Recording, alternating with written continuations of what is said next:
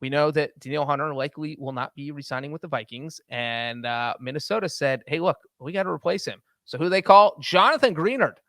Give him a 4-year deal worth $76 million. How do you feel about this one, Solly? Yeah, I mean, I think the takeaway is that Hunter's as good as gone. It's a changing of the guard in Minnesota when you talk about Hunter, when you talk about Cousins. They're getting younger at that position. The only thing that I would be a little bit weary about, and this is just kind of a general rule of thumb when it comes to all of free agency, proceed with caution when you get the guy, when you sign the guy that had his career year in his contract year. 12 and a half sacks last year was a real force for the Texans and a big piece to why they were able to make the playoffs and win that division.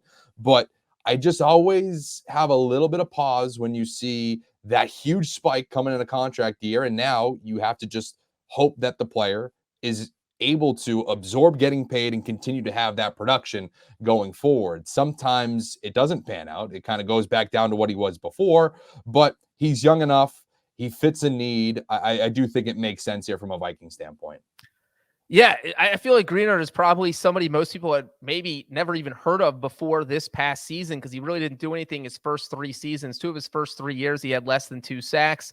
And as you said, career year in a contract year with 12 and a half sacks. And the other thing that kind of concerns me here is that, look, his head coach is a former defensive coordinator, D'Amico Ryans. So Ryans knows what he's letting walk. If a defensive coach lets a star pass rusher That's a good walk, point. to me, that's a red flag. That's something saying, yeah, we think we can do better or we have something better on our roster. And so I don't know that he's going to be able to live up to the production that Danielle Hunter had. So I think this, from a talent standpoint, might be a step down from Hunter. But when you consider what they're paying Greenard versus what they would have had to pay Hunter, maybe that evens it out. But I'm not sure I love this move. Maybe I'll love this next move. Man, the Eagles were busy today. Not just Saquon, not just re-signing Landon Dickerson. They also, speaking of pass rushers, stole Bryce Huff from the Jets. 3-year, $51 million deal. What do you think, Sully? I think it's great because you have to look at the whole circumstance with Philadelphia because they look like they're going to be moving on from Hassan Reddick and Josh Sweat over these next couple of months, whether it's at the NFL draft or via trades or something along those lines.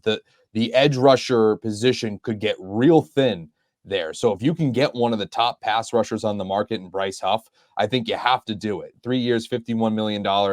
I think that's a worthwhile endeavor for them because of the state of that position. They could be looking up at training camp if they didn't make this signing without 2 of their top pass rushers. And we're not even talking about losing a guy like Fletcher Cox as well, obviously to retirement. So, that to me, out of all of the moves that they've made so far, and like we were saying, they've been busy. I think this was the most important for them because of the position scarcity.